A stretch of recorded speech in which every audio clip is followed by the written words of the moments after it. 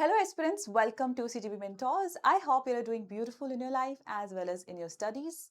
My name is Sonika Seni.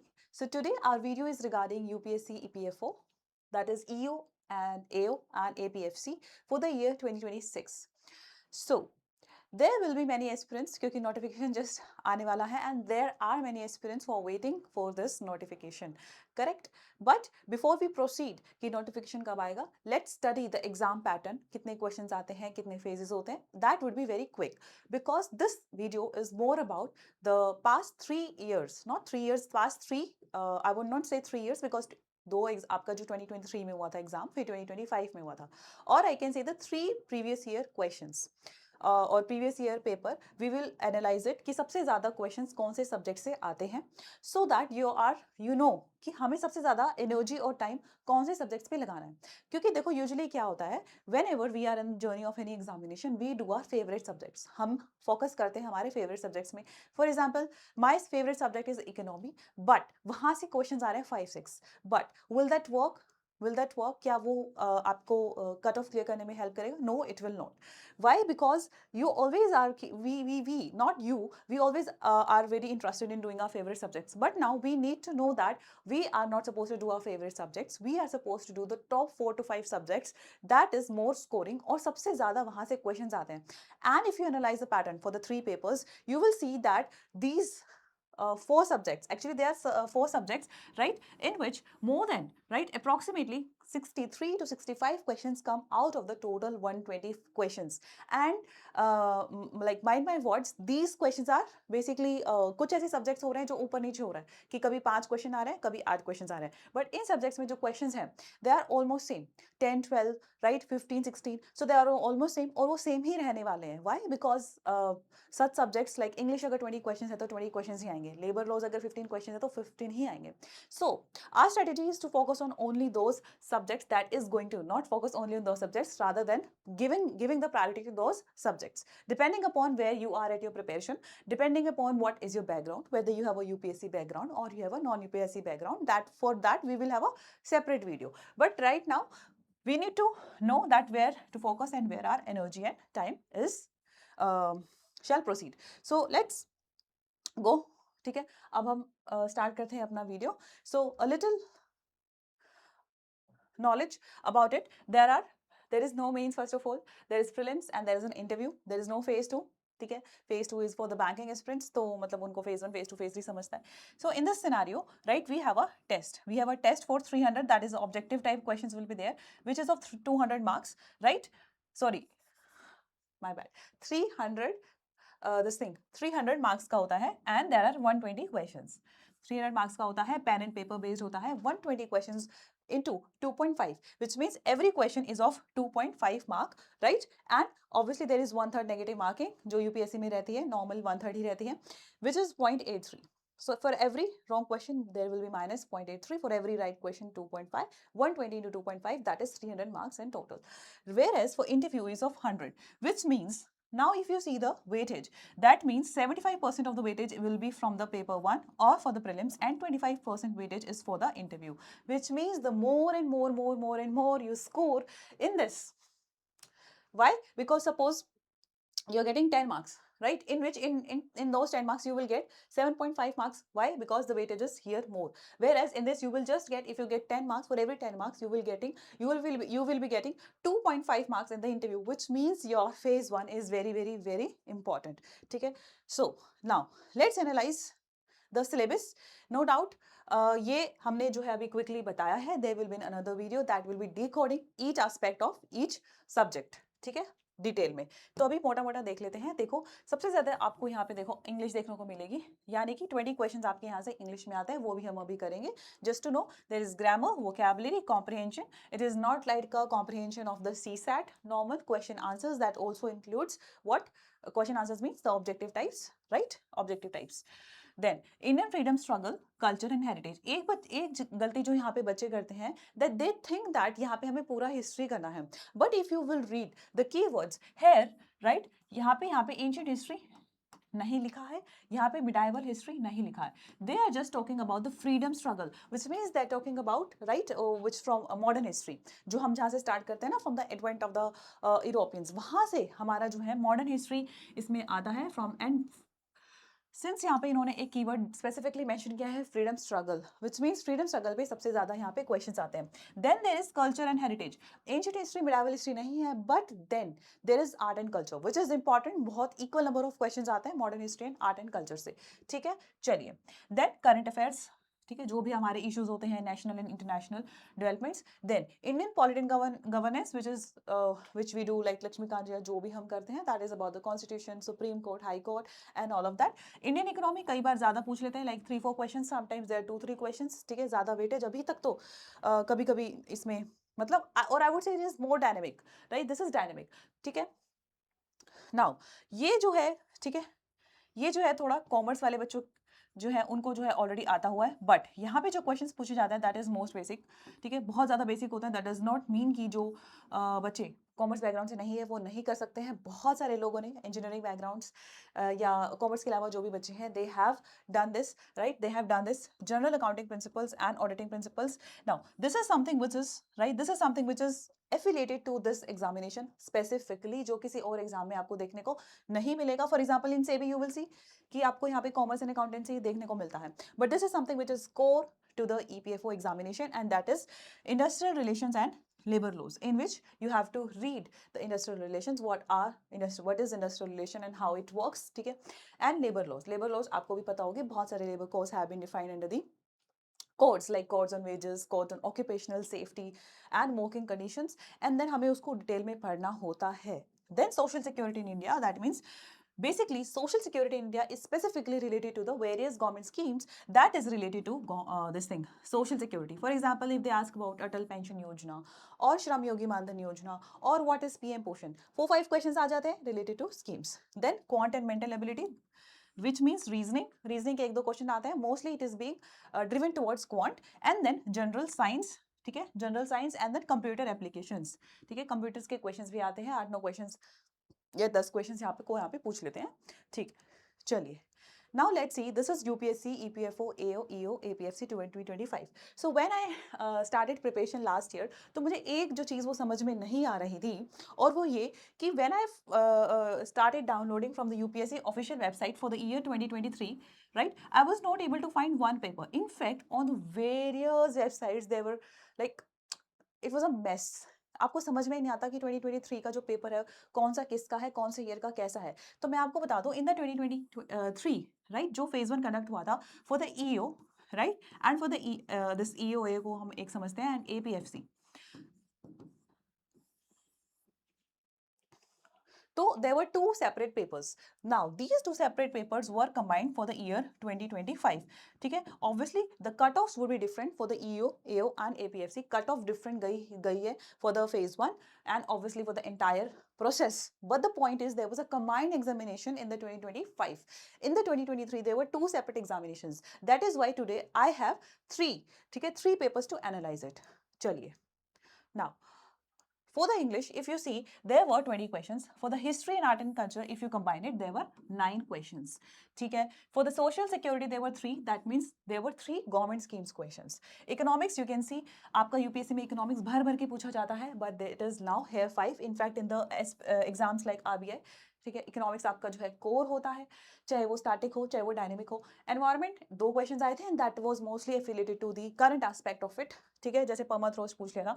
General science 9 questions. Now these general science all includes physics, chemistry, biology थोड़ी कम पूछी जाती है, physics chemistry क्या होता है ज़्यादा पूछी जाती है. Then computer science 5 questions. ठीक है, if you see the 2023 paper, computer science के ज्यादा क्वेश्चंस थे, बट यहाँ पे 5 क्वेश्चंस थे. एंड ठीक है, 2-3 क्वेश्चंस तो it was like what is chat GPT. ठीक है, तो थोड़ा सा करंट एफिलिएटेड भी उन्होंने पूछ लिया था. Then quant, aptitude and reasoning, right, there were 2-3 questions of reasoning, whereas for the quant it was 15. And majorly it was like heavy, like 1-2 arithmetic के क्वेश्चंस, टाइम एंड वर्क के पूछ लिया, profit and loss पूछ लिया, and number systems is favourite of UPSC. Then polity and governance 12 questions, labour laws and industrial relations 15. ठीक है, अब 15 questions. फिर ये अकाउंटेंसी हो गया आपका 10 क्वेश्चंस. अगर आप अकाउंटेंसी, इंश्योरेंस एंड ऑडिटिंग को है ना एक समझेंगे, so these are 15 questions. And for the current affairs there were 10 questions, ठीक है। सो दीज आर टोटल, ठीक है, ये आपके टोटल 120 क्वेश्चंस हो गए। अब if you see, right, if you see what are the more 4 subjects जो बहुत ही, राइट, बहुत ज्यादा इंपॉर्टेंट है इस चीज के लिए। वन इज इंग्लिश, बिकॉज कुछ भी हो, इंग्लिश का 20 क्वेश्चन हमेशा आ ही रहा है, right. So English is shall be your priority. अब देखो क्या होता है ना कि यूजुअली हम सोचते हैं, इंग्लिश को इग्नोर करके चले जाते हैं। क्यों? क्योंकि हमें लगता है कि ठीक है, फिल इन द ब्लैंक्स तो आएगा, या ग्रामर ही तो पूछेंगे, प्रपोजिशन से तो पूछेंगे, वोकैबुलरी तो पूछेंगे, but this is not the scenario. जो बच्चे पढ़ के जाते हैं दे स्कोर वेरी वेल, जो बच्चे प्रैक्टिस करके जाते हैं they score very well. Now, second most important thing is this social security plus labor laws. ठीक है, if you combine labor laws, industrial solution, this and this, ठीक है, you will see there are approximately 18 questions. Right, there are 18 questions for this social security, labor laws and industrial relations. It means आप चाहे कुछ भी करो, इसके question इतने आएंगे ही आएंगे, क्योंकि ईपीएफओ का एग्जाम है। अगर लेबर लॉज ही नहीं पूछेंगे आप, जहाँ पे एपीएफसी, ठीक है, और जो लेबर के लिए काम कर रहे हो, या लेबर कमिश्नर, या जो भी आपका प्रमोशन जैसे भी होएगा, तो अब आपको ये तो पढ़ना ही पड़ेगा, ठीक है। Then the third more this is accountancy, ठीक है, अकाउंटेंसी एंड ऑडिटिंग। आप देखो यहाँ पे 15 क्वेश्चंस पूछे गए।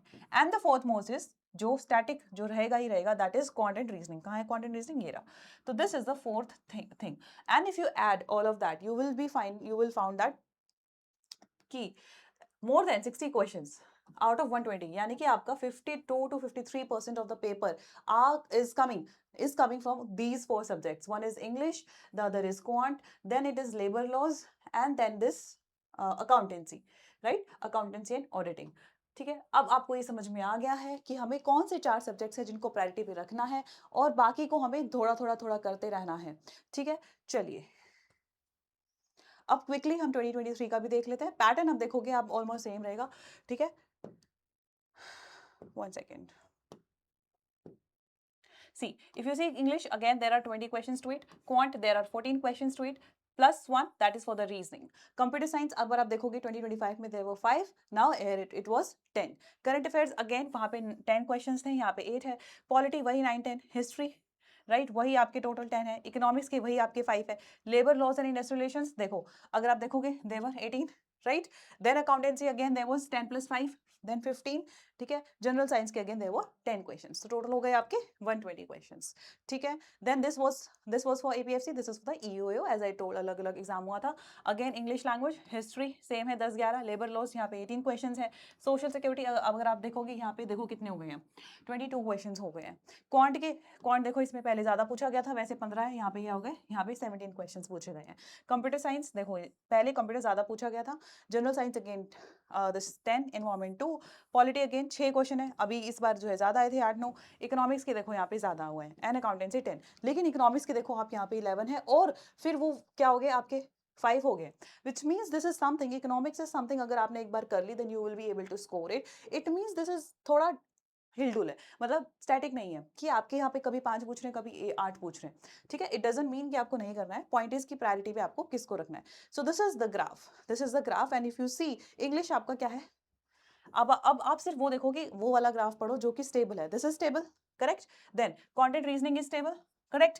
Labour laws is stable, and accountancy is stable, ठीक है। ये आपका अकाउंटेंसी, ऑडिटिंग एंड इंश्योरेंस है। ये इंश्योरेंस वाला बेसिकली इसमें नहीं आया होगा, किसमें? आपका एपीएफसी में, ईओएओ में आया होगा, दैट इज वाई यहाँ पे 10 है। अदरवाइज अगर आप एक साथ कंबाइन करेंगे तो ये 15 ही बन जाएगा। So I mean to say these are the 4 subjects, right, जो आपके देखो जनरल साइंस भी अगर आप देखोगे तो यहाँ पे 10 क्वेश्चंस यहाँ पे जनरली पूछे जा रहे हैं।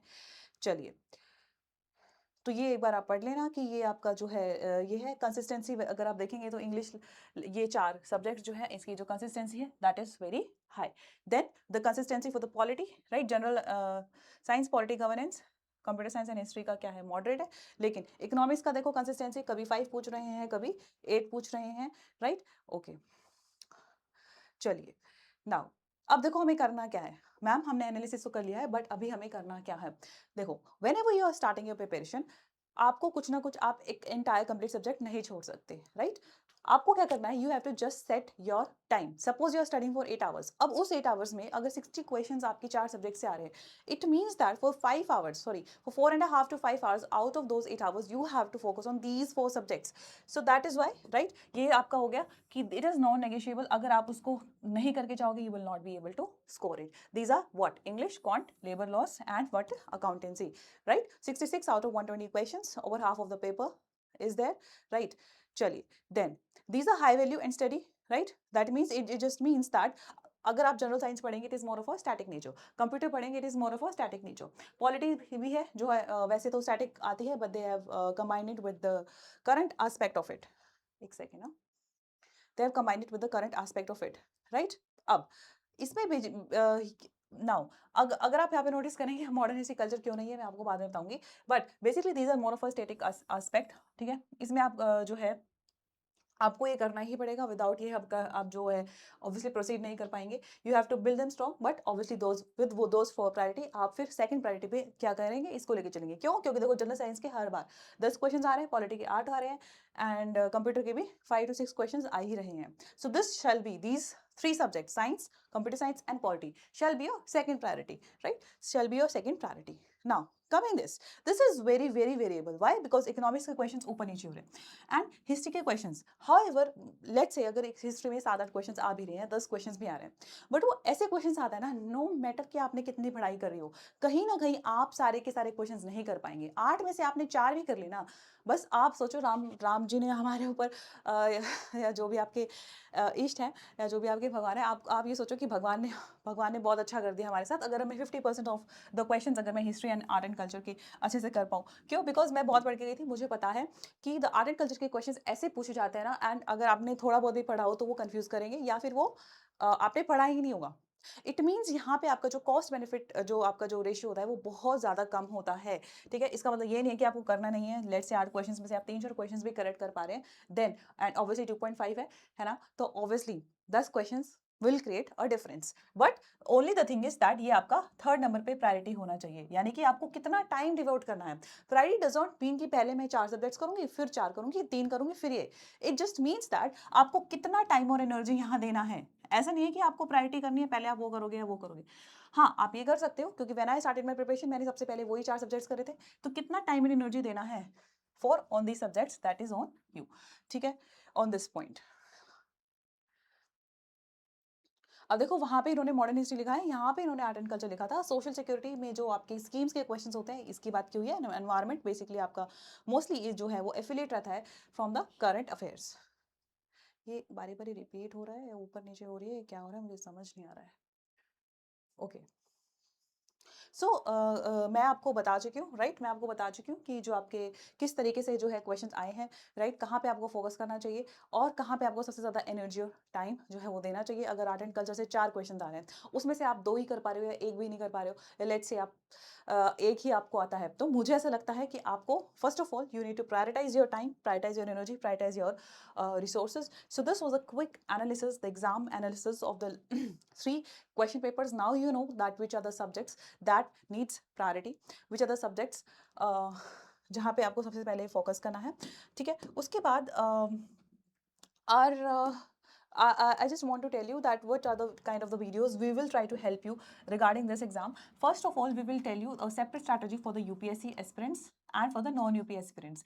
Why I'll tell you, because so जो UPSC aspirants होते हैं, right, they know already about economics, history, art and culture, है ना, उनका GS काफ़ी strong होता है, but जो strong नहीं होता है वो क्या होता है, quant and reasoning. Whereas non-UPSC aspirants, I mean the banking aspirants, now the banking aspirants are very well acquainted with, beautifully acquainted with English, ठीक है, क्वांट, रीजनिंग, बहुत अच्छा होता है उनका English, quant and reasoning, right, the very well equipped with current affairs also, ठीक है, बहुत अच्छे से उनको ये आता है। और हाँ, तो इसका मतलब क्या मैं ये बोल सकती हूँ कि जो न्यू सब्जेक्ट्स है, that is accountancy, auditing plus the labour laws, ये दोनों के लिए सेम लेवल पे है, यानी कि इक्वल लेवल प्लेइंग फील्ड है, except obviously the commerce students, that is accountancy and labour laws, right, और सोशल सिक्योरिटी, आपका ये एक लेवल प्लेइंग फील्ड है, जो आपको दोनों को, ठीक है, मेहनत करनी पड़ेगी, separate strategy will be there. Then we will also try to decode the syllabus, ये अभी तो जैसे हमने थोड़ा सा शॉर्ट में किया है, बट जो सिलेबस है उसको हम डिकोड करेंगे कि उसके विद इन क्या क्या टॉपिक्स है, क्या क्या सब टॉपिक्स है. So I hope we are able to help you in this exam journey. So thank you so much for watching this video from CGP Mentors.